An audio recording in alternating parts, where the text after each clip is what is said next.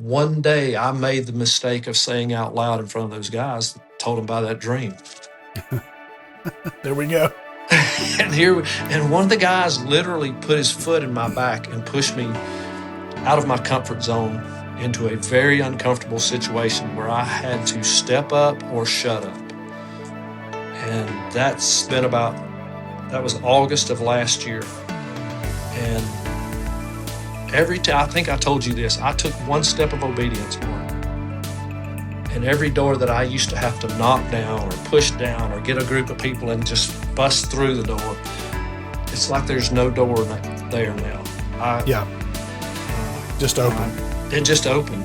And I'm trying to be obedient. I'm not a pastor. I know that. But the Lord didn't ask me to go pastor people. He asked me to go feed them. Welcome to the Age of Lions podcast, a platform and community dedicated to bringing purpose, strategy, and calling to kingdom-minded people who are 50 plus and excited about their next chapter. Here's your host, Mark Clement. What's up, Jamie Riddle? How are you, my friend? Hey, I'm good. How are you doing, Mark? Man, I'm great. It's so good to see you. You doing all right? Yes, sir. Man, if it got better, I tell everybody it'd be illegal if it got any better. So life is really good. That's good. Really good. Yeah. And what I love about you is when you say that, you mean it. Like it's not just a line really right there. I really do. In an earlier conversation, we were talking about living their best life, and I am living my best life at the ripe old age of 66 years old. Yeah. That's where you're supposed to say, you don't look it. Well, you are. That is more than I thought you were. I thought you were a little closer to late 50s or 60 right in there. No, I'm 66. Okay. Yeah, you're crushing it, man, which is exactly why you're on here. Okay. And so I was I was introducing you before we got on here to the audience. And so I told them a little bit about you, but we have I love how we kind of got to know each other, and it's been kind of a really cool story of like, we don't see each other all the time. And then we'll have seasons when it feels like we see each other a bunch. And then, and so, I remember meeting you. Seth Perkins connected us, and you and he, I think, were in the same semester, maybe at Highlands College. Is that right? Or That's correct. That's correct. Which was one semester ahead of me when we were doing the Leadership Institute, the adult program. And so that was such a great couple of years for me. I met so many people and just made so many friends and connections, and then, got to work there a few years after that, which was also more of the same. But it was just really cool to meet other people kind of on the same journey who were like, hey, I'm an adult. I'm back in school. I'm getting this certificate. I'm learning about leadership. And it was all, I think we all had things that we felt like God was kind of leading us toward, even though if we weren't sure what they were, or it was like, there's more for us. And, and that's really the theme of this whole podcast. It's like, hey, we're older, but we're not done. We're doing new things. We're starting things. We're launching things. We're serving, whatever we're doing. And so when you and I reconnected, kind of like we do, like we don't see each other for a while, and then we reconnected a couple of weeks ago, and had lunch and all that. And I was like, man, I got to have you on here, because I was just reminded of your passion for life, your enthusiasm, just your attitude. And so that's why you were here. At 6:30 this morning, I was meeting with 8 other C-suite level leaders, and a little small group thing we're doing. And I looked at 3 of those guys and said, all 3 of you are over 50, right? And they were yes. And I was like, I need you to meet Mark and get on his podcast, because they're high level leaders who are, they came to our small group kind of young in the Bible, young in the Lord, young in, things, but great leaders in the business world, and asking us, how were we where we were in our walk with the Lord? And I'm going, now 3 years later, they've passed me, and these are people that you need on your podcast that I hope to connect you with really, really soon. Actually, you'll speak at our group one night and real soon, and so we'll make those connections. Okay. Yeah. It'll work out. It'll be great. Yeah, I'm super excited about that, and we'll talk about that in a minute. So one thing we always do to kind of kick it off with everybody is we have a couple of questions we just ask everybody for fun, but for those of us north of 50, and we all have a story of when we kind of were aware that we were older. Like it kind of hit us. Some people, it's their eyesight, or it can be all kind. We've heard all kind of stories, but for you, what was that moment in your life where you kind of went, I mean, I'm still getting after it, but I'm older. Like I'm feeling it. Like what was that for you? It was recently. Actually, it was 2 years ago. I can tell you the date. I can tell you the time. I can tell you where I was. We were having dinner with some friends of ours, and I was in such pain, Mark. I was just like, okay, I don't want to move. I'm sitting at their dinner table eating, and every once in a while a tear would roll down my face. I was in such pain, and our friend's his wife's a doctor, and she gets her phone out and she starts Mayo Clinic because she has access to this, and she goes, tell me, she gives me her phone and says, how many of these symptoms do you have? And I was like, then the hot tears started rolling out. I said, I have all these symptoms. And she said, you have, it's a form of arthritis, PMR disease, and it hits the large joints. And I'll tell anybody that's north of 50, if you don't have a rheumatologist, get one in your life. Because you can't see one. I called September to get an appointment. Yeah, we'll see you January the 9th, 2025. And Wow. my wife, if you know my wife, Kim, she's mild mannered, she's meek, but she screamed. She literally screamed, he's not going to make it. And through some connections, only as God would have it, through some connections, I got in to see a doctor in a week and I got on some medicine that caused me to gain weight. And after a year of that, I was always tall and skinny, active, just going, bouncing around like a rubber ball. So 2 years ago at the age of 64, I thought, man, is this what being old is going to look like? And I'll tell you what I did. I got off one medicine, got on another, and I hired a coach because of inflammation in my body, Mark. And I hired a coach to help me eat right. And when I was in such pain, my inflammation numbers were at 53, I think. And the last time I went back after eating 6 months, really good, and exercising, walking 5 miles a day, my inflammation numbers were at 2. Wow. Pain gone. Yeah. Extra weight gone. Inflammation gone. My face slimmed down. I look like the old Jamie that you met probably 7, 8 years ago. Yeah. And I feel almost revived. Wow. So that's amazing. 2 years ago, I had a doctor in my life that was a friend of ours that diagnosed me, told me what I needed to go do. Had a pro golfer in my life, a guy that played on the European tour, that got me in to see a friend of his, a doctor friend. Otherwise, I'm waiting 4 months, and and suffering sounds like. Exactly. And I've just almost got my not I didn't get any younger, but I got that pep in my step back again. And we met a couple of weeks ago, and you see it. I'm all over the place. People tell me all the time, you're ADD. They say you're ADD, you're ADHD. I said, I'm the whole alphabet. So let's go. Right. Well, that must have happened in one of those gaps where we didn't see each other, because I never saw that. You were the same last time I saw you, and then you were the same this time. But it did. I will say, though, congratulations to you in the sense of most people's stories are a lot younger than 64 or whatever you were. Yeah. I mean, that's if you didn't really feel anything aging wise till then, you were doing much better than probably 90% of the population. Oh. Because most everybody, their story is like, well, I was 45 or I was 50 or, whatever happened. And of course, they're not all as extreme as yours, but anything from waking up and just having those aches and pains of like, what did I do when I was sleeping last night, to my eyesight's going, in the sense I got to have the readers, or it's usually stuff like that. Or a lot of times, especially for men, we'll hear, I had an injury, I was playing tennis or something, and it just, I couldn't recover. Like it used to, it'd take me 3 weeks, and it was like 3 months, and I was still trying to get back, Yeah. So you were definitely ahead of the curve, and I'm really glad that worked out the way it did and happened.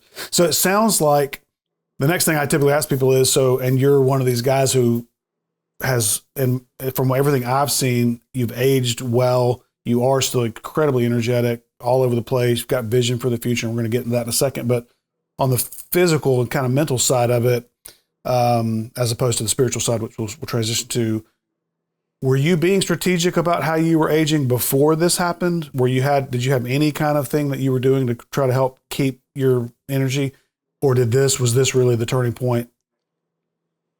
I loved the gym. I loved the gym for a long time. And, I had small group on Saturday mornings at a local gym. And so, yes, I was, but I don't think I took it as serious until my health got threatened, Mark. And Yeah, I don't know if this has been strategic at all, but I played golf 3 days a week. That, you know, that alone give you mental clarity. When you get out on the golf course, something happens sure. and you don't have to, you know, deal with work and I still work. At 66, I'm still working because I've I've I'm not going to say I've mentored men, but I've been in groups of guys who are older and retired, and that's a whole different situation. I'm sure we'll talk about a little later on, but Yeah, I just try to stay healthy. Now, I sound like I'm contradicting myself, but I'm not. When I gained all the weight from the meds I was on, I didn't like the way I looked. yeah, So then I had to get strategic about how am I going to get this. I think the seriousness that game got up, and I got really yeah, serious about getting in shape, looking good again, feeling good again. So yeah, the answer is yes, I did. I did work out. I did walk. I just upped everything. If I worked out 2 days a week, now I work out 4. If I walk 2 miles, now I walk 5. yeah, So and you'll do that when your health gets threatened. You'll uh yeah, you'll try to fight back. yeah. And I think the hope is that people don't get to that point Yeah. before they have that realization. And I've shared this a little bit here and there with all the episodes and the people I've talked to. So the audience has heard this a few times or different versions of it. But, for me, last summer in 25 was the time that I finally went, okay, I've got to do something different. And there was a series of things that happened. I was trying to get ready for a big hiking trip. I knew I didn't want to be the weakest link on that trip. It was a men's thing. And I knew, guys from all over the country were coming. I was like, I knew I was going to be the oldest guy there. So I was like, I don't want to be the weakest guy. So that was a little bit of a motivation, but I had known for a long time, like I've got to get it together because it's only going to get harder. Gotcha. And I was definitely a little overweight and all the things. And so once I started that journey, and then I got involved with a group here called F3, which is men exercising together. All of it was really, cause I don't like the gym. I don't love, I can see where you would, but I didn't like it. But this is outdoors, rain or shine, hot or cold. A lot of camaraderie. It's kind of like a boot camp kind of thing, but it's age appropriate. Like they're not killing us. Like they're giving us challenges that are, that help us get better, not kill us, in my particular group. And so anyway, all that's been super helpful, but yeah, you don't realize how far gone you are till you start trying to get it back. Because when I went out there, I mean, the first day I was like, I knew I wasn't in good shape, but I was like, man, I'm really weak. My legs are weak. My shoulders are weak. I couldn't do a bear crawl. I couldn't do a burpee. There's a lot of stuff I couldn't do. I can do them now in spades. I think this morning in our workout, through all the reps, I probably did 200 push-ups over 45 minutes along with all the other stuff we were doing. I could not have done 20 6 months ago or eight months ago. So and I remember, and I told Jenda when I got home or after a couple of weeks of kind of starting to get kind of that strength back, I was like, gosh, I'm 56 at the time. I'm so glad I didn't wait longer because it's hard enough now. What if I was 60? What if I was 65? What if I was like, you don't want to get behind the 8 ball, so to speak. That's true. So, and I think if anybody's listening and they're thinking about it, just listen to Jamie and me. We tell you, do it now. Don't wait. Don't wait for something to happen. And there's truth to the statement most of the time that it's never too late. But there is actually a time in aging when I think it is too late. Absolutely. When I saw this in my parents a little bit. They got to a place in age and weight and stuff where it was like they physically weren't able to actually do the work they needed to do to get healthier. So they really got stuck and couldn't. Yeah. If they had wanted to make that change, I don't know if they could have. So, and I'm not a doctor, so like they might tell you it's never too late. But I've seen firsthand, like sometimes I think it is a little too late. So don't wait. Anyway, okay. Well, I'd love for you to tell a little bit of your story, and I know you could talk about it for hours, but maybe give me the 5-minute version of just maybe the last 10 years or so. And to me, that's sort of the thing when I knew you went to the Leadership Institute, you were kind of like, okay, I'm going to get serious about my next chapter, blah, blah, blah. Yep. Just kind of talk about that journey, what led to that, how that impacted you, what's happened since, and kind of what you're working on now, which is sort of why we had reconnected. Sure. Super exciting what's happening with you. Yeah. So we'll try to go back to when we helped Seth with, when I think Seth ended up with a job out of that whole situation. And I was like, he and I started on the same day. Yeah. And being in HC, Highlands College at that time, being in a leadership role at church, I saw myself, I was there all day on Sundays serving. And I love that. But there was a next step. Okay. I didn't know what it was. I just knew I was being prepared for it. I was getting some training and I was learning from people. And the hard part of that was stepping out of the leadership role I had and handing it off to a whole lot younger generation. So that took more out of that. It was a big step for me. I felt like I could have done that role forever, but somebody else had a bigger plan, Mark. So,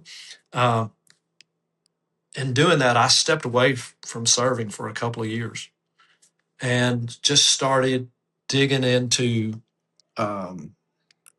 serving still, but in small groups. Okay. And I had a guy approach me about an idea he had. He was building his house. He was, he was, he'd been at our church 20 years and never been in a small group. And he built this new house dedicated to the Lord. You're going to hear this story over soon. And he wanted me to help him get this group started. And for the past 3 years, we've been working with C-suite level leaders. And then from that, the Lord would kind of nudge me in another direction. And about 4 years ago, I want to say, I had this dream, Mark, and I sat up in bed and I said, it was at 3:15 in the morning, a.m., dark outside. I don't get up at that time. And I said, Third Street Ministries. And I'm from Childersburg, Alabama. My wife and I have lived here in Birmingham for the last 12 years. And my wife, kind of startled, she asked me what I was talking about. And I said to her, 1206 Third Street Ministries. That was the address as a 9-year-old kid. I was adopted by some relatives. And that was the address I had at 9 years old. And where I pulled that from, I didn't have that. I didn't know my why would I have to know my address at 9 years old? And kids don't memorize, or I didn't. Anyway, I laid back down and had this dream of what I was supposed to do. And it scared me to death. Like I woke up and my wife's like, "What was that about last night?" And I was like, I didn't speak about it for another year and a half, Mark. Yeah, I get that. And because if you say it out loud, then someone's going to expect you to do it. Exactly. You weren't ready to do it. I was not. I didn't ever want to be ready to do it, but just again, going through church, serving, leadership. I think I coached every team you can coach at Greystone and led. My wife and I led a couple of teams, 120 people on the team, events team, have all 400, we'd have 400 or 500 pastors at our campus and we'd feed them, do all the things that happen in the course of a day. And I was like, goodness. And I'll never forget this pastor from my youth, and he's as old as I was. he saw me in the lobby one day, and I saw him point his finger at me in the lobby at Greystone. And then I had a chance to talk with him about a year later, and I said, "Do you remember the day you were talking to your wife and you pointed your finger?" And he was from my hometown. He knew everything about me. He knew the skeletons in my closet. He knew the good things. He knew the bad things. And he knew that day he knew something, and I knew he knew it because he pointed at me and said something to his wife. And I was like, "What is he?" And he told me. He said, I said, "Tell me what you told your wife." And he said, "I told her you would flourish right here where you are." And not trying to sit here and say I flourished at anything, but I found my gifts. I found my purpose. I found my calling. I found how God wired me through Highlands College, through small groups, through leading all these things. And while I had been successful in my career working and worked my way up to management and the Sprint and the wireless world, uh, I wasn't where I was supposed to be. And so I grew a lot, got involved with the right group of people. You know, Pastor Chris used to say, "Show me your friends and I'll show you your future." Yep. And I never forgot that. Started getting new friends, new people, new leaders in my life. And one day I made the mistake of saying out loud in front of those guys, told them about that dream. There we go. And one of the guys literally put his foot in my back and pushed me out of my comfort zone into a very uncomfortable situation where I had to step up or shut up. And that was August of last year. And every time, I think I told you this, I took one step of obedience more. And every door that I used to have to knock down or push down or get a group of people and just bust through the door, it's like there's no door there now. Yeah. Just open. It just opened. And Yeah. I'm trying to be obedient. I'm not a pastor. I know that. But the Lord didn't ask me to go pastor people. He asked me to go feed them. Yeah. And Tell everybody what it is that you're about your vision. You know, my vision was to have a food bank. And let me back up just one quick second. I've spent the last 2.5 years helping Vapor Ministries just on a volunteer basis. And I've learned so much from Michael McElveen and his team. You know, Seth went there, and that's how I ended up. Micah, he had the audacity to say to me, "I can't hire you because you got too many things going on in your life and you're all over the place." And he just spoke truth. He told me the truth. And I dropped everything I was doing and helped them for 2 years and kind of gleaned off them and learned what it's like to have a ministry and to run it with integrity and serve people, which I was already doing. Little sidebar right there. That's so typical of God to put us in a situation, even when we don't know why. Yeah, he's training you the whole time for this thing he was going to give you a couple years later. You may or may not even realize it at the time, but that happens so often. I often think about Moses as a good example of that. You know, the 40 years or however long he was in the wilderness before he came back, he learned how to be in the desert. He learned how to do flocks. He learned how to feed and do water and all that. And he had to lead 1 million people in the desert that they had been in captivity their whole life. They didn't know how to do anything. He knew how to survive. All that was training for him. And I just think sometimes we miss that. I just wanted to point that out because he's always preparing us for something. Yeah. Sometimes it's obvious like this. Sometimes it's less so in the moment, but I just wanted to point that out because it's important. But go ahead. That's really good. And that's exactly where I was. I was in this. And as a matter of fact, someone sent me a recording in 2020. A man walked up to me and prophesied over me in the common area at the Greystone campus. In between services, you can hear the music playing, you can hear the people talking, and this guy prophesied over me. He said, "God's going to give you a ministry, but right now, today," he said, "you're not ready for it." He said, "You're still in training." And someone sent me that message the other day, and I listened to this, and I went, I did exactly what you said. I even thought of Moses. I thought of how everything took 40 years. And it's been a lifetime of learning for me, and now I'm ready. But in 2020, even I was in Highlands College in 2020, and that old guy didn't know it. He just knew God had given him a word for me, and he was giving me the word that the Lord had given him. And he said, "You're not ready, but stay in this training."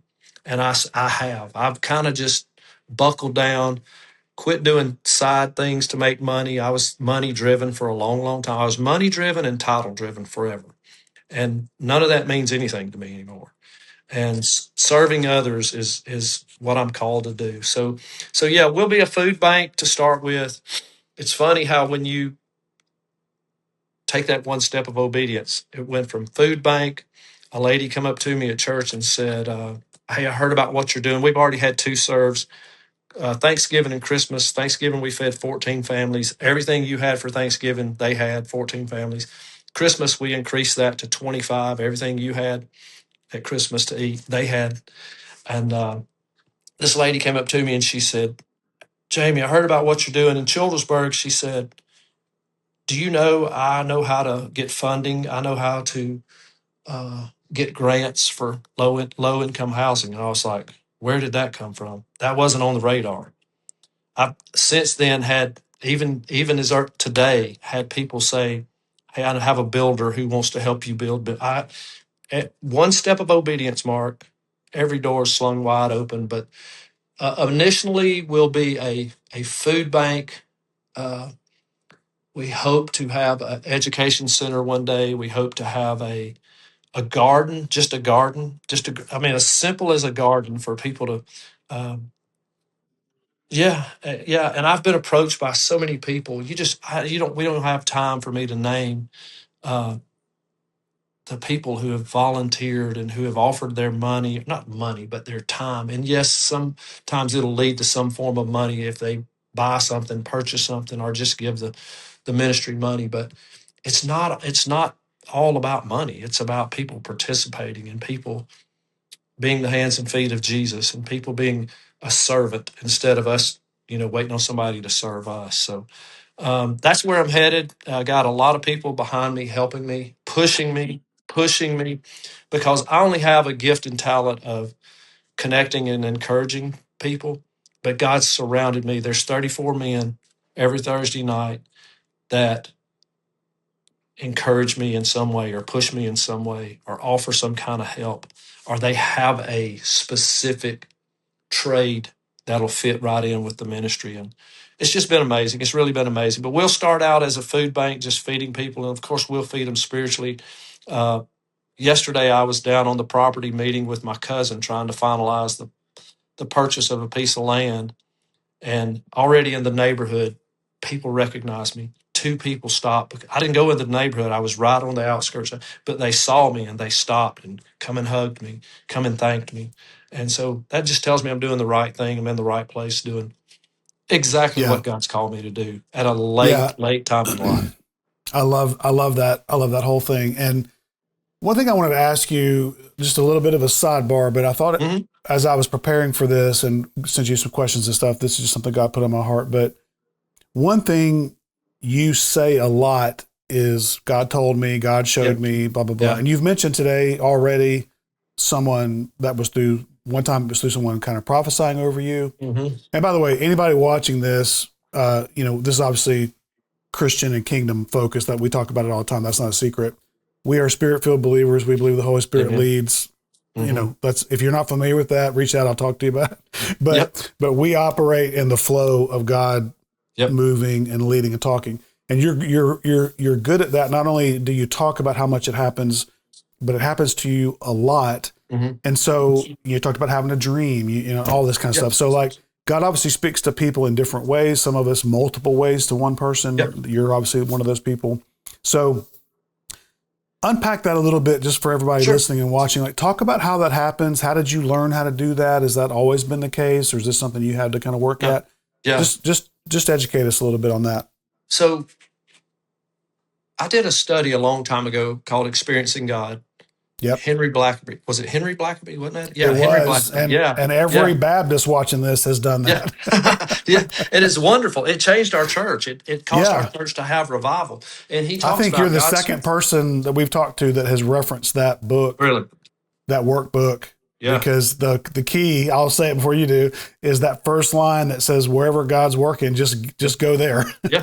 Find where he's at work and join him. Right. Exactly. That's right. But he talks about God speaks through you through the Bible, people, and circumstances. Well, that's the best book in the world right there, the Bible. And Yep. there's 3 of them right here. Yep. And I have 4 or 5. Yeah. Yeah. Because at graduation from Highlands College, somebody gave me the Experiencing God Bible.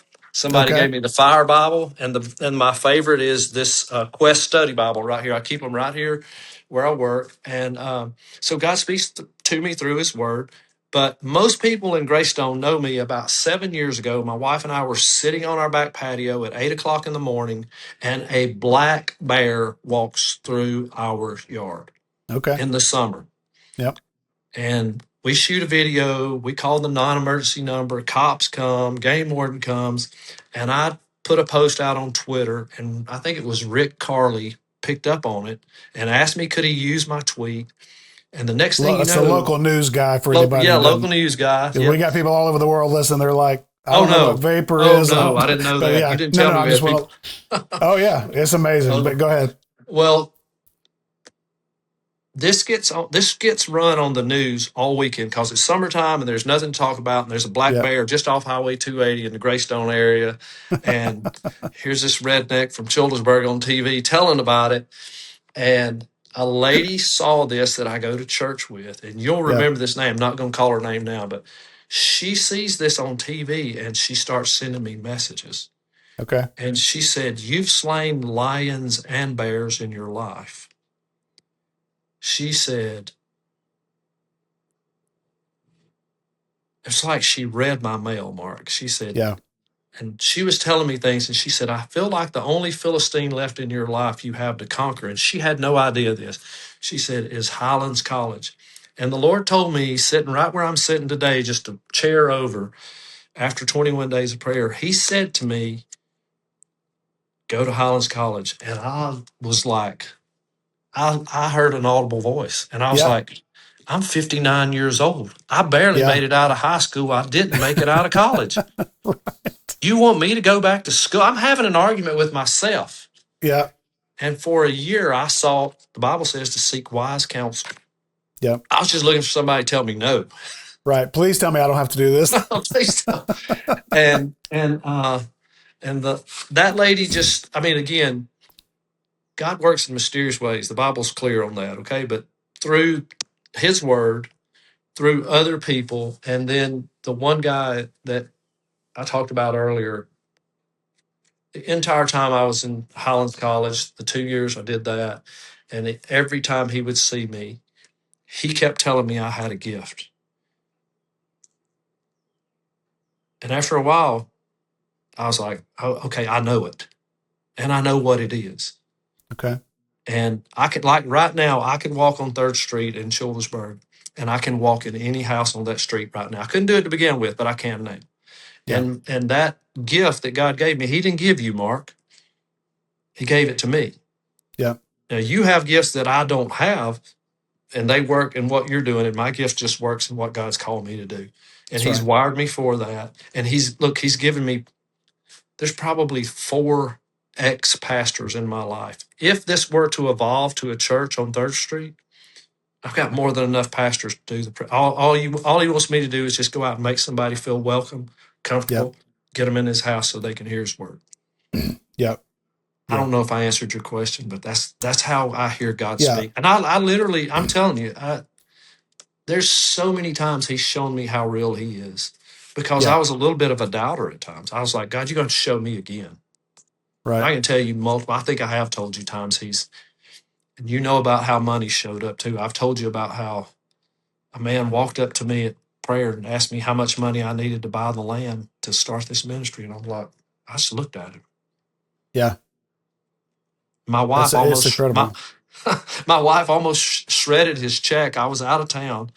The one time I go out of town, she opens this envelope and goes, "So when you're a 501c3, people try to scam you, try to make you think you got to pay all these things." And he said, "Look, somebody sent this check and wants you to cash it." And I was like, "Hold on, let me read that before you shred that."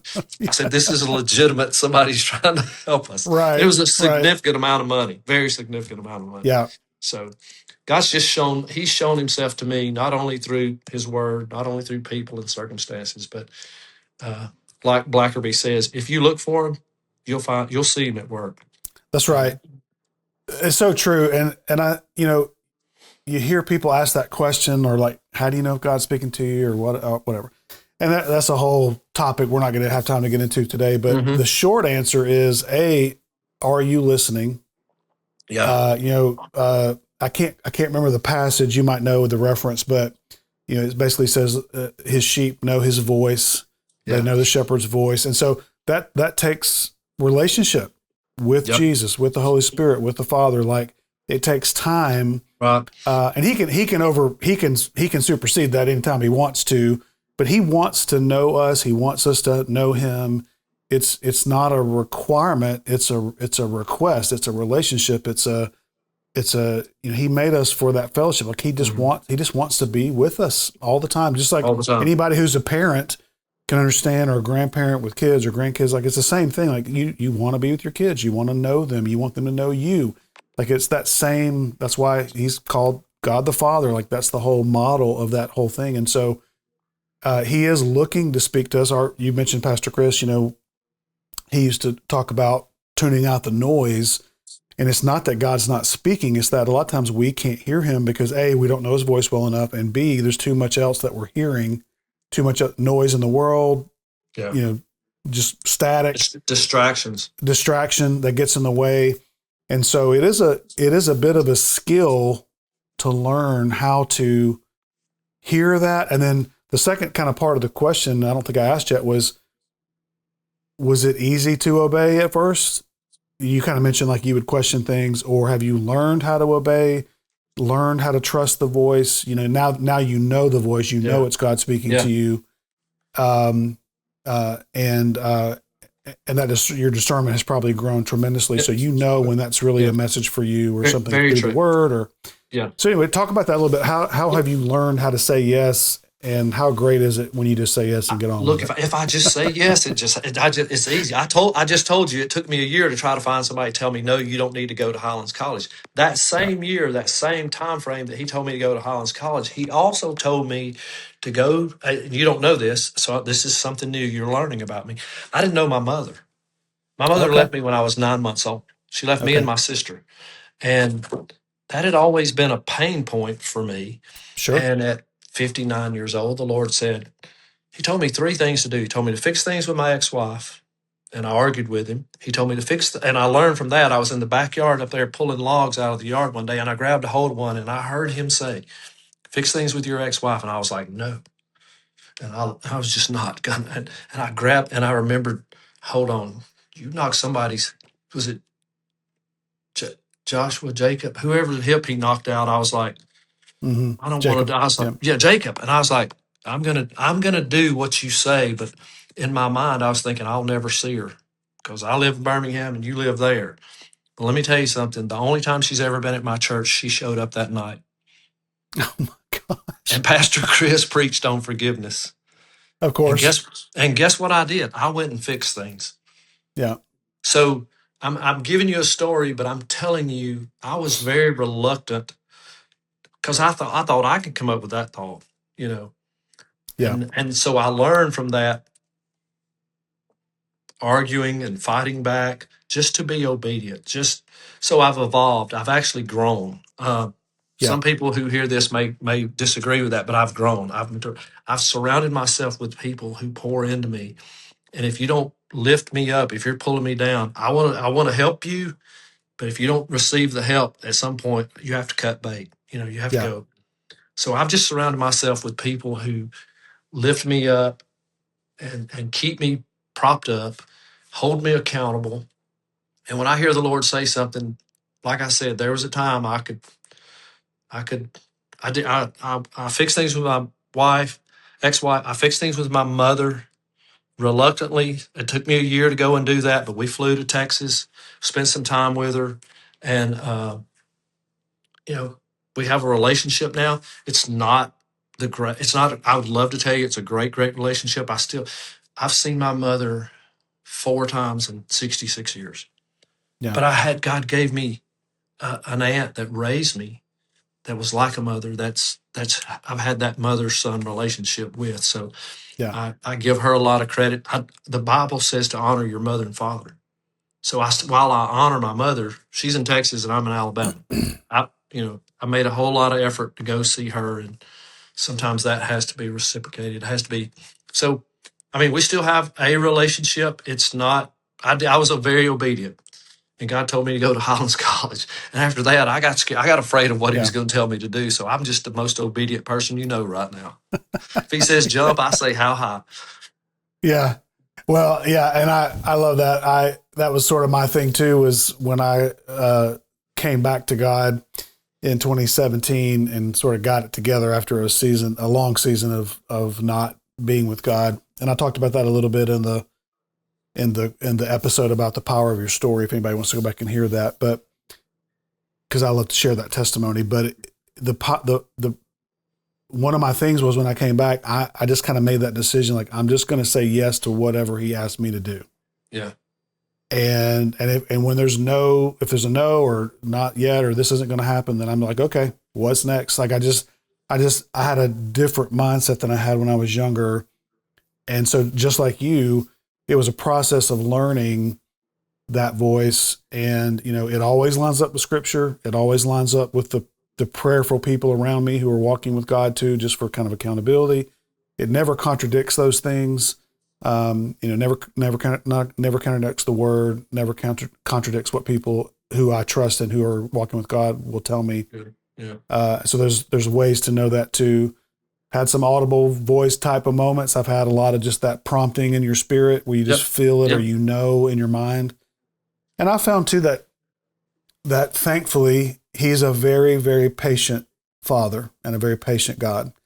And He will reinforce that message 2, 3, 10 times if He has to, as long as you're trying to do it right and you're trying to hear Him, even when you're not sure, you're doubting, you're questioning. I can tell endless stories, as I know you can, about, well, I thought this, but I wasn't sure, and then this happened, and that kind of reinforced, and then this happened, and then that happened, and it just, He'll just kind of stack it until you just can't argue with it. It's like this. It's obviously this is a thing He's pointing to. But yeah, like and I'm, again, just for the encouragement of people listening, like, you can have that. If you don't have it, you can have it. Yeah. It's not exclusive. It's not just for certain people. He has, as we've talked endlessly about, He has a purpose for you, a plan for you, and He is happy to share that with you. All you got to do is lean in and try to hear it, and it will happen. So I just wanted you to talk about that a little bit, because it's such encouraging to know, and I know how gifted you are, talented, skilled, and all the gifts God's given you. But I know you are humble in that, and you're like, hey, I don't know why He's using me, but He is, and I feel the same way about me and other people. So like, we're all in the same boat, no matter what it looks like on the outside. We're all in that same boat of, hey, I'm just trying to hear Him and do the right thing. Yeah. So He will, do that for you. So I wanted to ask you this. You've mentioned before about some of the small groups that you've led and mentoring people and all that kind of stuff. And I know you've been doing that for a long time in all kinds of different situations. And now, like you said, you've got this group of really high level leader type men that you're pouring into. What do you see as one of the main issues, not just those guys, but anybody you've worked with, face as they get older? What's if you had to name one or two things that just seem to be consistent challenges that the enemy's using with people as they get older, what is that? So what I actually had after the 6:30 to 8:15, 8 o'clock, I had an 8:15 get together with a couple of guys. And one thing successful guys fear and deal with is rejection right these days. I see like kind of like they almost don't fit in, or most people's problems stem from early on in life. Something that happened, something that somebody spoke into them or spoke over them or happened, and I've been in contact with one of the guys today since that early morning meeting. And I said, this is what you and I have in common is the world says we were rejected at an early age in life. And you carry that with you for a long time. until you start doing what you said, or spend that time in this word, and then you start to believe what that word says about you versus what the world says about you. Oh, that's good. Yes. So rejection is one thing. And then I think probably the other is that I see a lot, some of these guys right now, it's almost an anxiety or a fear. And I know I don't think I've ever been anxious a day in my life. I'm just This is so not your personality. Yeah. it's just not in me. But Yeah. I also heard some very successful people talk about having fears, and I will look at them and go, you have fear? And I look at where you are in life and how, how successful you are. And I think the enemy uses that against some of these guys who have sort of climbed the corporate ladder. I'll tell you, for me, climbing the corporate ladder, once I got there, I wanted out. I, Yeah. 3 weeks into it, gray hair, 2 ulcers, and on my way to a divorce. I was like, let me out of this seat. I just wasn't cut out for that role. Yeah. Had leadership in me, but not, I Not didn't, that. Yeah. not that. Yeah. So those are two of the big things that we see. And you know who I'm the co-leader. Jamie Shaddix is the main leader. And he and I we see things in men that kind of hold them back. And what we've seen is when men can take the mask off and be real, then you see some of those things start to drop. And we've seen that with some pretty high level leaders in this group who are just, once they get real and start. I had somebody call me right before our call and he said, Jamie Riddle, you are James 4, 7, and 8, and that's my favorite verse in the Bible right now. And I tell everybody the JRV version, the Jamie Riddle version, and James 4:8 says, if you'll get after me, I'll get after you, and that's what God says to me. Once I Yeah. started getting after him, he started getting after me. He was after me the whole time. I just didn't Right. recognize it. I didn't Right. recognize it. So. I love seeing that in some of these leaders who, man, just in 3 short years, we've seen some people just really break out and become the leader God's called them to be. So, Yeah. yeah, That's that's awesome. yeah. Well, who are you? Who would you say is influencing you? I love to ask that question because Yeah. you're obviously influencing a lot of people. You're leading. You're older than a lot of folks. So like you're up there. And I think as we get older, it gets a little harder to find people that we can follow or look to, Mm-hmm. or who are maybe a little older than us or ahead of us. It's not impossible. It's very doable actually, but it seems hard. But who are some people who you can name them or not name them, but just kind of Sure. who are they in your life and who's pouring into you and what are you learning at this So, age?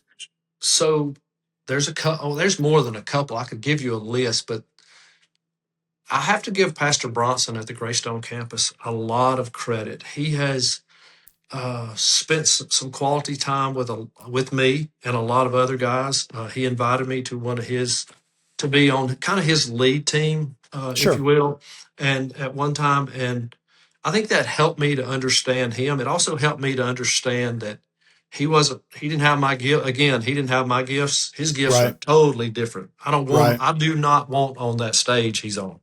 Yeah. That's not my. I told him, I said, I'll fold like a wet washcloth. But Pastor Bronson's been good. I've been very fortunate. I got to spend some time early in Pastor Mark Pettis's, and I knew him. We've seen each other many, many times as he's had his role in the college.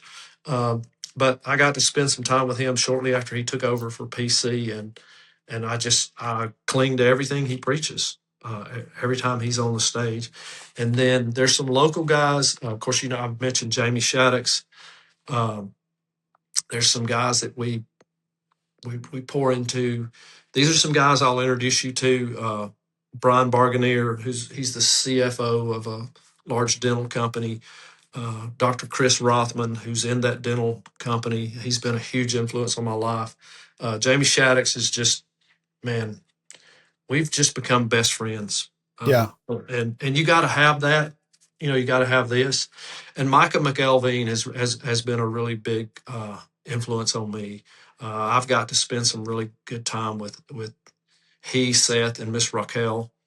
But those are, and I'm reading a really good book called Sacred Pace Okay. This guy's going to speak to our small group. It's by Terry Looper. Okay. Mike Playa, who's another influential guy in my life, has invited this guy to speak to our small group on Thursday nights, and he's agreed to do it. And he sent us all this book, and I'm reading this book. And we talked about at the beginning of this podcast how wide open I am, and this sacred pace is teaching me at an old age. You're never too old to stop learning, to Yeah. slow down and hear from God and align myself with His will instead of my will.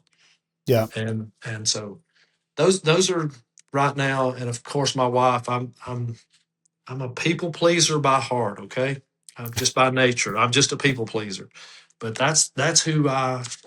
It's God, wife, family, church, job. It's not in any other order. Wish it Yeah. had been that way my entire life. Sure. Sure. Well, I appreciate you sharing all that, because it just proves the point. Because I think sometimes a pushback you might get from older people is, well, who's going to teach me anything? Not that and these are people who, they're not saying I know it all. They're just like, I can't find anybody to lead me. I can't find anybody to pour into me. I can't. And I just want to go, then you're not trying hard enough. Like it's everywhere. If you will really look, I think they're not looking for it, honestly. I think that's what happens a lot. It's like, well, you're saying that, but have you really tried? Are you putting yourself out there? Are you inviting people to coffee and learning from them? Like, there's a way to do it. There's always a way to do it. And there are plenty of people. And like you said, everybody you're talking about, they're not necessarily older than you. Some of them are, some of them are younger. Some of them are your peers. Pastor Bronson's younger than us, and Pastor Mark, but you're learning from them. And so I think the key is the openness that you said. Like, you're open to how God wants to speak to you, who He wants to use to speak to you. It can be a book, it can be a teaching, it can be a video online, it can be all kind of stuff. And then, of course, for you, like you said, a lot of personal relationships. And I just think that's really, really powerful. I feel led to say this. We've mentioned this before in different interviews, but I just think one of the biggest enemies of people as they get older, or biggest things that the enemy uses against people, is isolation. And I think for men especially, they don't have a lot of friends. They're not very social. If they don't have a group like what you're talking about. And so they tend to get withdrawn. They get quiet. Their group gets really small or even non-existent. Mm-hmm. They stop going out, doing stuff. They stop socializing with people. And they shrink into this little ball. They get bitter. They're hard to be around. They're grumpy. I mean, we've all seen the caricatures of this kind of people. And so it's just another reason to fight against that, because that's where you're going if you don't get other people in your life speaking to you, challenge you, lead you, encourage you. It's so, so important. I saw this morning in our workout group. It's a faith-based, one of the F's and the F3 is faith. And so got guys from all different backgrounds, Catholic and Highlands guys and Baptist guys, and, all over the board, but all of them are seeking after God, trying to grow and be the best version of themselves. And, there's a guy in our group that's been struggling with some stuff, and he was there today, hadn't been there in a long time. Everybody's been encouraging him and reaching out. And he said to the group in our little prayer time at the end, he's like, you could tell it meant the world to him that we haven't given up on him. We've stayed after him. We keep inviting him, and hey, we miss you, and all the stuff. And we need that in our lives. We need that accountability. We need that encouragement. We need that support, because otherwise, Mark, you just said, I somehow knew we would end up on this at some point, because this is what I've had a great opportunity for a short period of time. It was a really long period of time to be with some men who had retired, mm-hmm. and they lost their identity.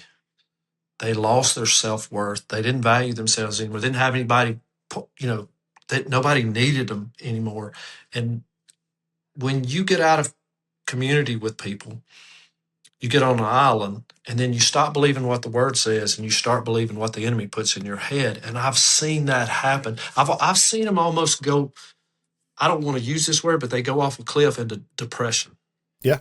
or I'm not important, or woe is me, and when you lose as a man, when you lose that sense of value of who you were, we so many of us based our identity on our job and our title.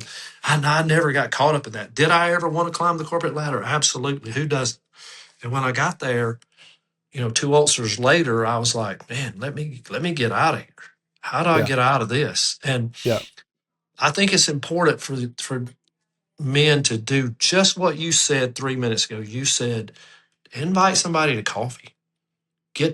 And one will grow to two, and two will grow to three, and before you know it, you got a table full of guys sitting here pouring into you, and you're pouring into them, and you'll start back believing what the word says about you. That's to me. I try to tell.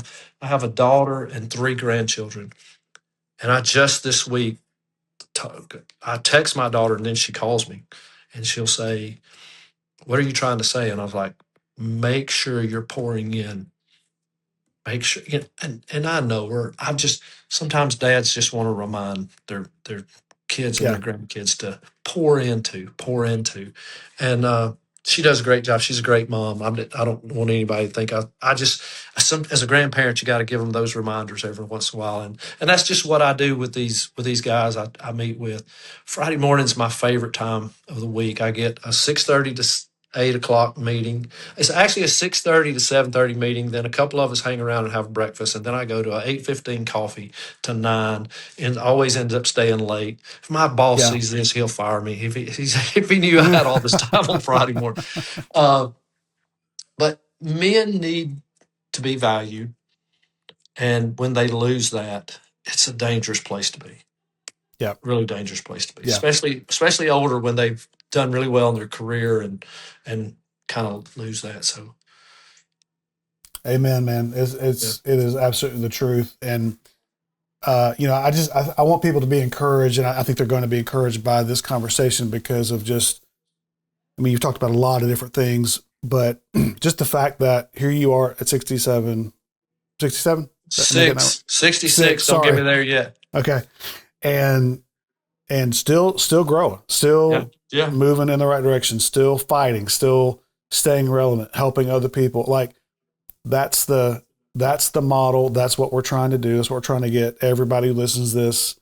That's the whole point is God has something for you to do. Don't sit back. Don't wait. Don't miss it. And I think you would say, I know you would say, and I would say too, there's nothing more rewarding than saying yes, being obedient, and then just watching what he will do. And you get to be part of that. And he wants to do it, by the way, with you, not just for you. He wants to do it with you. That's the whole, he wants that relationship and that fellowship with you.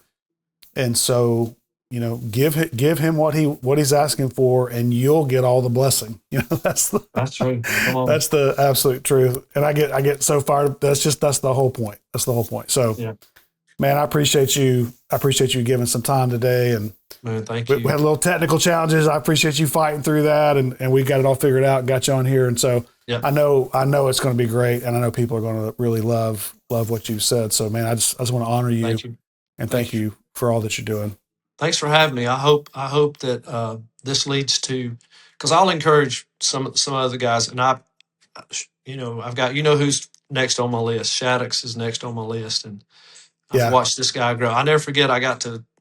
His wife gave him a 60th birthday party a few years ago, and I looked around the yard and the back porch, and there's a lot of people there. And my wife and I realized we were the only people there that were not family. And she wanted me to stand up and say something about him. And one of the things that I saw in this guy that made me, in a healthy kind of jealous, was his pursuit of God.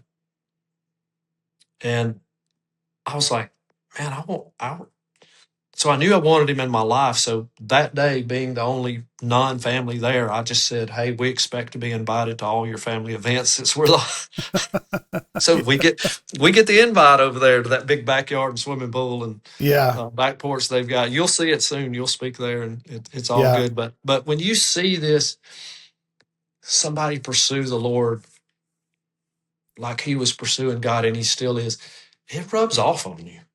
it seriously has an effect on you. That's why it matters who we hang around. That's exactly right. And I tell this all the time. So, and it's almost a weekly theme in our small group. Show me your friends and I'll show you your future. Yep. And well, speaking of the other Jamie, we are after him to get him on here. I talked with him last week, and I know you're putting the screws to him on that. You tell him, hey, we're already talking about you. You got to come on. Yeah, we're already talking about you. Might as well get on and defend yourself. You got to be on there. So we'll hopefully have him on at some point, and that'll be great too, because he's, again, just like you, just living out that life of so much fruit and so much good is happening and is fighting a good fight, and it's awesome. Man, again, honor you. Thank you for being here, and we'll continue the conversation. All right, man. Good to see you again. Right. You too.